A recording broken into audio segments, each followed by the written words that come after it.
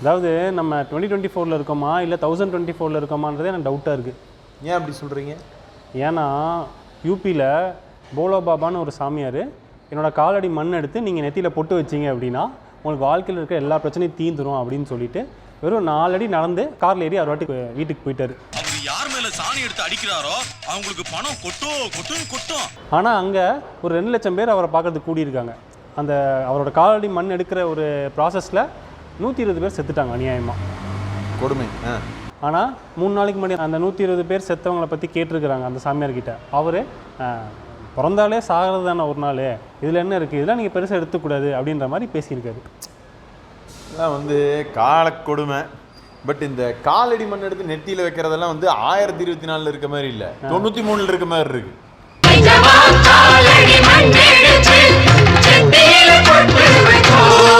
அதாவது இந்த இந்தியன் 2 படத்தில் கமல் ஒரு குதிரை வருமத்தை போட்டு குதிரை மாதிரியே பல கிலோமீட்டர் டிஸ்டன்ஸ் ஓட வைப்பார்.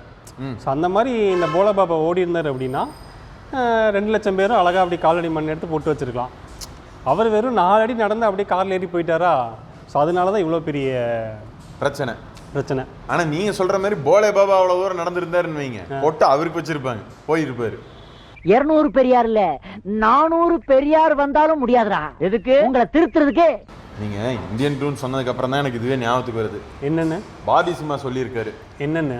அறிவாளிகள்லாம் இந்த படத்தை யாரும் பார்க்காதீங்க, சாதாரண ஆடியன்ஸ் பார்த்தா போதும், ஆல்ரெடி குடும்பங்கள் கொண்டாடும் வெற்றி அப்படிங்கிறாரு. இல்லை அப்போ சாதாரண ஆடியன்ஸுக்கு அறிவு இல்லையா?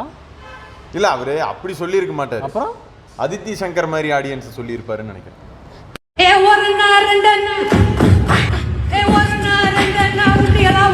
அப்புறம் இன்னொரு நியூஸ் கேள்விப்பட்டியா? சொல்லுங்கள், என்னது?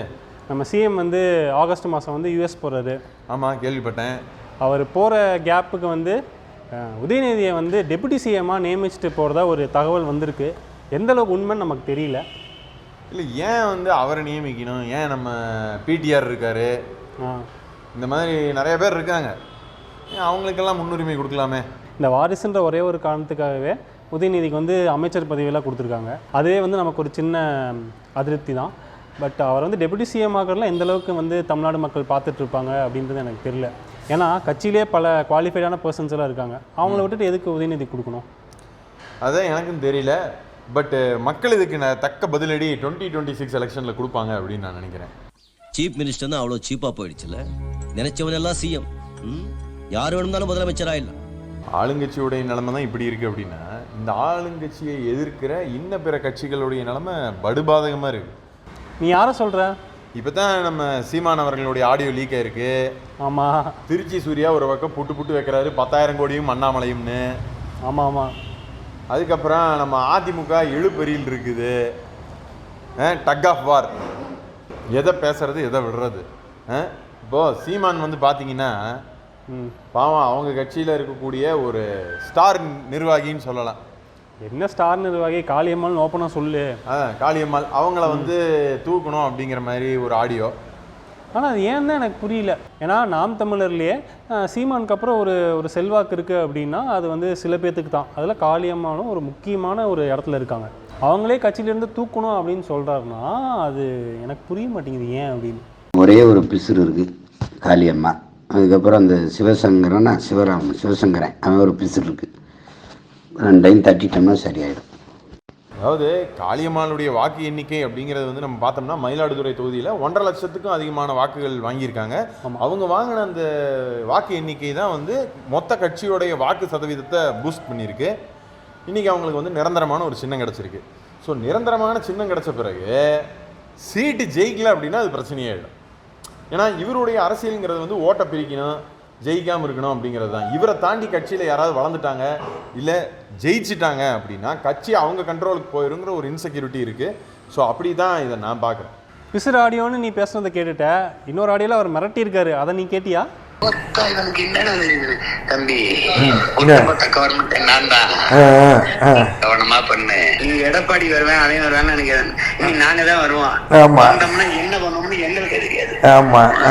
எங்களுக்கு கனவுல வர்றதெல்லாம் செஞ்சுக்கிட்டு இருப்போம். அதாவது இப்போ எம்பி எலெக்ஷன் வந்தது இல்லையா? ஆமாம். அதில் விஜய் மைக் எடுத்து ஒரு பாட் போட்டு ஃபர்ஸ்ட் சிங்கிள் ரிலீஸ் பண்ணாரு, அது எங்களுக்கு தான் அப்படின்னு பிச்சை எடுத்தாரு. அப்புறம் இப்போ நடந்த விக்கிரவாண்டி இடைத்தேர்தல்ல அதிமுகவோட ஓட்டு எங்களுக்கு தான், நாங்க தான் அசல் வாரிசுங்கிற மாதிரி பிச்சை எடுத்தாரு. மற்ற கட்சிகள் ஆரம்பிக்க போற கட்சிகள் முதற்கொண்டு ஆரம்பிச்சு எஸ்டாப்ளிஷ் ஆன கட்சி வரைக்கும் அந்த கட்சி போட்டி இல்லைன்னா வாக்கு எங்களுக்குன்னு வாங்குற நிலைமையில் இருக்கிற நீங்க நாளைக்கு நீங்க ஆட்சி அமைச்சு கனவுல நினைக்கிறதெல்லாம் வேற நடத்துவீங்களாம். நல்லா இருக்கு. அந்த அந்த எதிரில் இருக்கிற நபர் அப்படின்னு சிரிக்கும் போதே புரிஞ்சுக்கிட்டேன். அட வெக்கம் கட்டுவீங்களா? இதுக்கு எதுக்குடா வெள்ளையங்கிலிய மாலையன்னு?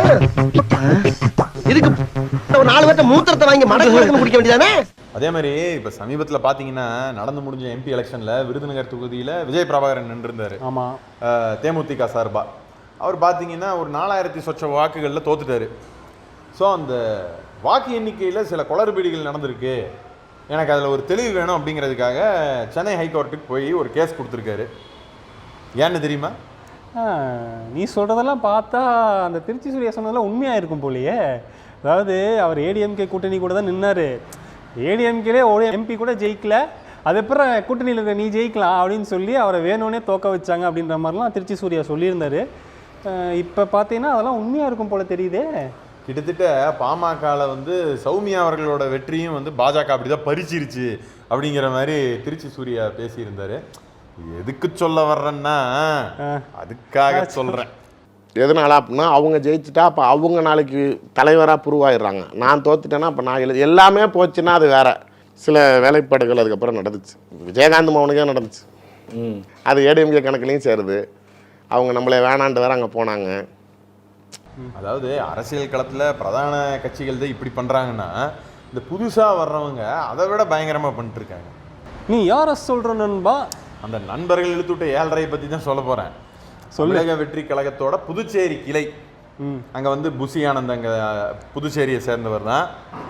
ஸோ அங்கே என்ன ஆயிடுச்சு, அவருக்கு பிறந்த நாள் வந்துருச்சு. ஸோ உற்சாகமாக எதையாவது ஒன்று பண்ணணும், தலைமையை கவரணும் அப்படின்னு சொல்லி அங்கே இருக்கவங்க பாவம் அவருக்கு பேனர் வச்சுட்டாங்க. பட் பாண்டிச்சேரியில் பேனர் வைக்கக்கூடாது அப்படிங்கிற ஒரு ரூல் இருக்குது போல், சட்டம் இருக்குது. அதை இவங்க பிரீச் பண்ணதுனால இவங்க மேலே கேஸ் பாஞ்சிருச்சு. ஸோ சோகத்தில் முடிந்த பிறந்தநாள் கொண்டாட்டம்.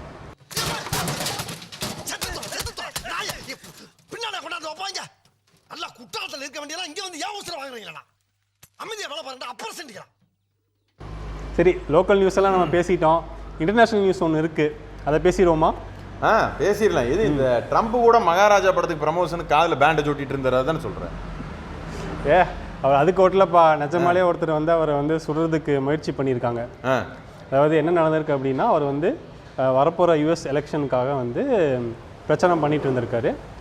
அவர் உனக்கு தெரியும் யுஎஸோட பிரசிடென்ஷியல் கேண்டிடேட்டுக்கு என்ன மாதிரி ஒரு செக்யூரிட்டி இருக்கும் அப்படின்னு சொல்லி, FBI அது இதுன்னு என்னென்னமோ செக்யூரிட்டிஸ், அதையும் தாண்டி அவர் காதில் ஒருத்தன் பஞ்சர் போட்டான். எப்படி? இத்தனைக்கும் அந்த கூட்டத்துக்கு வந்த மக்களே பல பேர் அந்த கில்லரை பார்த்துட்டு ரொம்ப சந்தேகப்பட்டு ஆல்ரெடி அந்த அஃபிஷியல்ஸ்கிட்டே கம்ப்ளைண்ட் பண்ணியிருக்காங்க. ஆனால் அவங்க ஏதோ மேட்மேன், அவனை விட்டுருங்க அப்படின்னு ஏதோ நெக்லெக்ட் பண்ணிவிட்டு கூட்டம் பிரச்சாரம் ஆரம்பிச்சிருக்கு. கரெக்டாக ஆரம்பித்து ட்ரம்ப் பேசிகிட்டே இருக்கிறப்ப ட்ரம்ப்புக்கு பின்னாடி இருந்த ஒரு லேடி அழகாக அப்படியே ஒரு சைன் எடுத்து இப்போ சுடலாம் அப்படின்ற மாதிரி எடுத்து இப்படி காட்டுறாங்க. ஆக்சுவலாக அந்த ட்ரம்ப்போட ஃபோட்டோஸ் தான் இருக்குது. எடுத்து காட்டினதும் ஆக்சுவலாக 3 ஷாட் ஃபயர் பண்ணியிருக்காங்க. கரெக்டாக ட்ரம்ப்போட ஹெட்டுக்கு தான் ஏம் பண்ணியிருக்காங்க அந்த கில்லரு. ட்ரம்ப் மைக் கிட்ட போய் இதே ஒன்று பேச போக அந்த புல்லட் அப்படியே காதை உரசிட்டு போயிருக்கு. அவர் நல்லா ரத்தம் வருதுன்னு பார்த்துருக்காரு. அவருக்கு பின்னாடி இருந்த மக்கள் எல்லாருமே அலறி அடிச்சுட்டு ஓடி இருக்காங்க. அந்த ஒரு பொம்பளை மட்டும் ட்ரம்ப் இருக்கானா போயிட்டானா, மிஷன் சக்ஸஸாக ஃபெயிலியரான்ற மாதிரியே பார்த்துட்டு இருந்திருக்கு. அதை வச்சு அந்த பொம்பளையும் இப்போ ட்ரேஸ் பண்ணிட்டு இருக்காங்க. ஆனால் இது எல்லாமே ஸ்டேஜ்டா இல்லை நிஜமாவே நடந்ததா அப்படின்ற ஒரு doubt all over the world எல்லாத்துக்குமே இருக்குது. நான் அது ஸ்டேஜ் அப்படிங்கிற ஒரு பார்வையில் பார்க்குறேன். எப்படி இல்லை, ஜென்ரலாக பார்த்தீங்கன்னா ட்ரம்ப்புக்கு ஒரு பெரிய நன்மதிப்போ இன்னொரு விஷயமோ அங்கே கிடையாது. ஆமாம், சரியா? அவர் போன தடவை ஜெயிச்சதுக்கு காரணமே பார்த்தீங்கன்னா அவருக்கு எதிராக ஒரு மேல் கேண்டிடேட் கிடையாது, ஹில்லாரி கிளின்டன் தான் இருந்தாங்க. ஓகே. ஸோ அவங்க ஒரு சாவனிஸ்டிக் சொசைட்டி. ஸோ அதனாலேயே ஹில்லாரி கிளின்டனுக்கு ஓட் பண்ணாமல் இவருக்கு ஓட் பண்ணாங்க. ஓகே. ஸோ அந்த சூழலில் இப்போவுமே பார்த்தீங்கன்னா கமலா ஹாரிஸை தான் கேண்டிடேட்டை பிச் பண்ணுறாங்க. ஸோ இவருக்கு எவ்வளோ இமேஜ் வீக்காக இருக்குன்னு தெரியுது இல்லையா? அதனால் அப்படி ஸ்டேஜ் பண்ணிட்டு நானும் மகாராஜா தான்னு காதில் ஒட்டிட்டு உட்காந்துருக்காரு.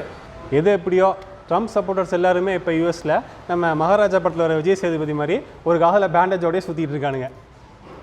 ஓகே, ஆக்சுவலாக நான் முன்னாடி ஒரு வீடியோவில் சொல்லியிருந்தேன் யூபியில் வந்து ஏன் வந்து பாஜக எம்பி எலெக்ஷன்ஸில் சீட் வாங்கலை அப்படின்னு. இப்போ நடந்து முடிஞ்ச பை எலெக்ஷன்ஸில் கூட 10 சீட்டில் 8 சீட் தோற்றுருக்காங்க. ஸோ விரிவான வீடியோ அடுத்த வீடியோவில் சொல்லிடுறேன். அன்டில்